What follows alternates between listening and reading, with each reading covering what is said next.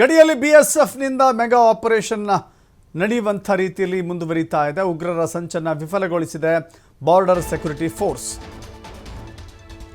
ಈಗ BSF mega operation ಅನ್ನು ಕೈಗೊಂಡಿದೆ.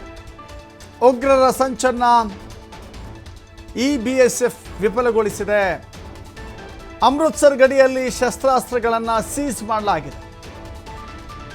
2 ಹ್ಯಾಂಡ್ ಮೇಡ್ ಗ್ರೆನೇಡ್ ಜೊತೆಗೆ 3 ಪಿಸ್ತೂಲ್ಗಳು, 5 ಮ್ಯಾಗಝೀನ್, 50 ಜೀವಂತ ಗುಂಡುಗಳನ್ನು ವಶಕ್ಕೆ ತೆಗೆದುಕೊಳ್ಳಲಾಗಿದೆ.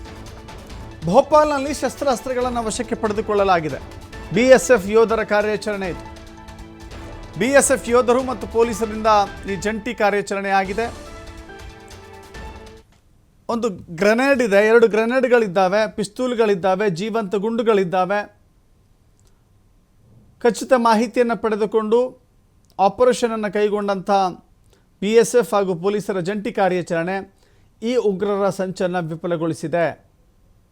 ಈಗಾಗಲೇ ಉಗ್ರರ ದಾಳಿ ಭಾರತದ ಮಟ್ಟಿಗೆ ಕೆರಳಿ ಕೆಂಡವಾಗಿಸಿ ನಿಲ್ಲಿಸಿದೆ. ಈ ಸಂದರ್ಭದಲ್ಲಿ ಮತ್ತೊಂದು